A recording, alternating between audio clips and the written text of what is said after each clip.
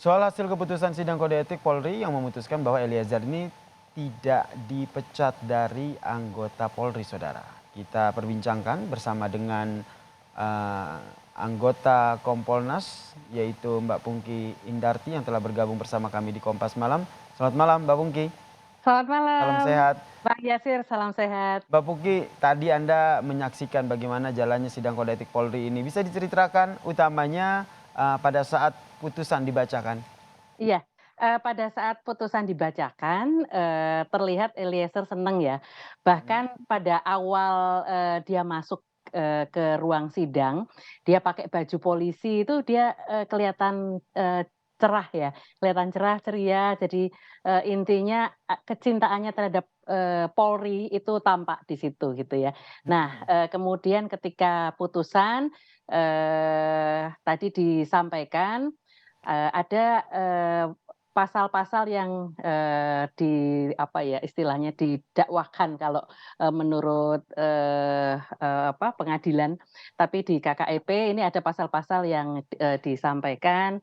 Di situ misalnya pasal 12, PP nomor 1 tahun 2003 tentang pemberhentian anggota Polri. Di situ, disampaikan bahwa anggota Kepolisian Negara Republik Indonesia diberhentikan tidak dengan hormat dari Mhm. Dinas Kepolisian Negara Republik Indonesia apabila dipidana penjara berdasarkan putusan pengadilan yang telah berkekuatan hukum tetap. Nah, Mhm. yang itu memang cocok untuk Eliezer, tetapi ada lanjutannya, Mas. Ada lanjutannya di sini, ternyata, eee harus ada ya, harus, disertai juga, menurut pertimbangan pejabat yang berwenang, yang bersangkutan tidak dapat dipertahankan untuk tetap berada di dalam Dinas Kepolisian Negara Republik Indonesia. Mhm. Tetapi yang ini tidak apa namanya, tidak tercapai gitu. Kenapa? Karena ternyata, sidang kode etik tadi memperhatikan juga faktor-faktor,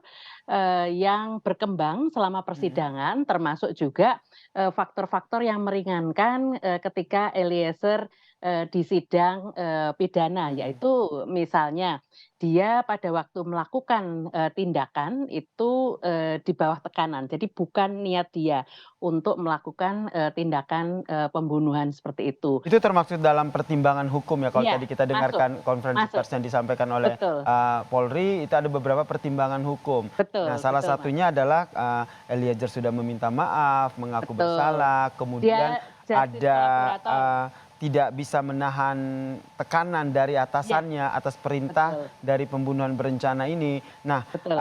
kesimpulan yang disampaikan tadi dalam konferensi pers ini nih dalam persidangan ini dibacakan sama persis atau seperti apa? Iya, lebih panjang Mas, Mhm. kalau untuk ini, apa namanya, putusannya. Jadi tadi yang, dianggap, Eliezer itu bersalah karena dia memang ternyata tidak mampu melawan perintah Mhm. atasan yang melanggar norma hukum, norma agama, kemudian norma kesusilaan. Jadi dia dianggap, bersalah karena itu. Kemudian juga, melanggar etika lembaga. Jadi etika lembaga ini kan ada, seluruh anggota itu mesti harus patuh pada norma hukum. Nah Mhm. ternyata, dia sudah melakukan tindak pidana itu, tetapi ini kan sudah dihukum, berdasarkan, pengadilan pidana ya, jadi Mhm. sudah Mhm. berkekuatan hukum tetap. Tapi di situ, masuk, menjadi catatan, meskipun dia tidak dikenai hukuman karena di pidananya sudah ada. Sudah Nah dihukum. kemudian melanggar etika kepribadian karena, dianggap turut serta dalam permufakatan jahat, meskipun hukumannya juga sudah dihukum di, peradilan pidana, seperti itu. Permufakatan jahat bersama dengan mantan atasannya yaitu, Dengan mantan Ferdy atasan, Sambo. ya, Nah, berbicara soal betul. Ferdy Sambo ini kan harusnya dia masuk dalam, menjadi saksi begitu. Iya Tadi juga iya. sempat dibahas kenapa akhirnya tidak hadir atau bagaimana? Ini sudah termasuk dalam, putusan pengadilan yang berkekuatan hukum tetap tadi, Mhm. Bang Yasir. Jadi keterangan Ferdy Sambo, kemudian keterangan, RR ya, Mhm. Mhm. Riki Rizal dan kemudian Kuat Ma'ruf itu, semuanya sudah, termasuk di, putusan sidang pengadilan. Karena ini juga, mengambil alih, putusan, pengadilan tersebut kemudian memasukkan ke dalam, sidang kode etik.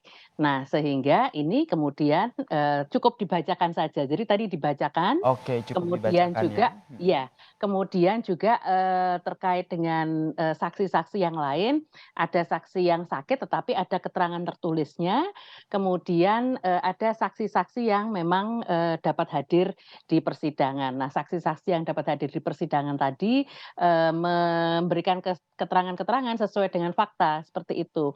Jadi misalnya, terkait dengan, senjata api ya, itu kan di situ, si Richard Eliezer dipersangkakan Mhm. dia melakukan pelanggaran karena, senjata tadi diperoleh dengan misalnya tanpa melalui prosedur yang benar. Tetapi ternyata setelah, mendengar keterangan-keterangan saksi, ternyata bukan Richard Eliezer yang meminta gitu ya. Dia tidak pernah mengajukan sama sekali, melainkan atasannya, Mhm. FS tadi yang mendorong atau dengan pengaruhnya kemudian membuat supaya senjata tadi berhasil, diperoleh oleh, Eliezer. Jadi Mhm, bukan pertimbangan-pertimbangan hukum itulah akhirnya, iya, betul memutuskan sidang kode etik Polri ini tidak di PTDH namun hanya betul didemosi 1 tahun.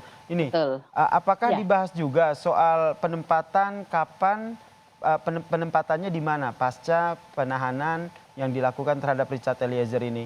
belum. Jadi tadi itu masih, hukuman demosi ya, 1 tahun, Mhm. seperti itu.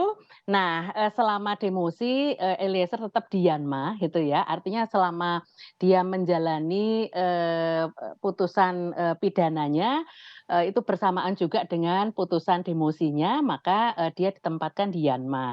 Nah, setelah itu masih belum tahu, Bang Yasir. Jadi nanti, Kompolnas akan bersama-sama dengan Itwasum, Mhm. kemudian akan bersama-sama dengan Kadifropam dan Korbrimob mungkin akan, merembukan ya, kira-kira Eliezer cocoknya di mana. Tetapi kami berharap, di manapun, Mhm. Eliezer nanti ditempatkan, insya Allah dia tetap, dalam posisi yang aman. Karena ini memang putusan KKEP ini juga, menjadi putusan yang mesti harus dihormati oleh Mhm. semua pihak. Putusan dari sidang kode etik ini juga apakah juga memastikan bahwa kondisi ataupun ketika nanti Eliezer kembali berdinas di institusi Polri tetap aman karena aman ini juga akhirnya kembali sempat menjadi perbincangan gitu di publik. Iya, ini, tentu saja dia, putusannya tidak memuat secara detail gitu, Mhm. aman model seperti itu, ditempatkan di tempat yang aman itu, bukan seperti itu, tetapi, semata-mata, ini perbuatan dan kemudian hukumannya seperti ini. Nah, tetapi konsekuensinya ke depan itu pasti, sudah ada pemikiran terkait dengan bagaimana, kepolisian ini mesti harus, memberikan perlindungan kepada Eliezer. Dengan Mhm. adanya Mhm. putusan tadi dia dipertahankan di kepolisian, otomatis nanti, keamanannya pasti akan terjamin, seperti itu. Nah, Nah, soal ya? menjamin keamanan dari Richard Eliezer, setelah melewati masa tahanan dan juga akhirnya kembali berdinas, rekomendasi dari Kompolnas seperti apa? Iya, kami, merekomendasikan mana sih tempat yang, dianggap aman oleh Eliezer atau tempat yang, menurut dia, menyenangkan, hatinya gitu ya. Kami melihat, dia dilahirkan dan dibesarkan ya istilahnya di Mhm. Brimob. Jadi, kami berpikir alangkah baiknya kalau dia dikembalikan di tempatnya semula, karena kami melihat Brimob ini, l'esprit de corps-nya atau jiwa korsanya itu sangat tinggi, Mas. Solidaritasnya juga sangat tinggi sehingga pasti, dia kembali lagi ke habitat semula bersama kawan-kawannya, saya rasa itu, lebih, cocok atau lebih tepat untuk Eliezer dan, sudah pasti lebih aman, seperti Baik. itu. Terima kasih Mbak Pungki Indarti, Komisioner Kompolnas telah berbagi informasi terkait dengan bagaimana tadi jalannya sidang kode etik Polri yang akhirnya memutus eh, Barada Richard Eliezer tetap berada di institusi Polri. Terima kasih Mbak Pungki, Terima salam kasih, sehat. Bang Yasir, salam sehat.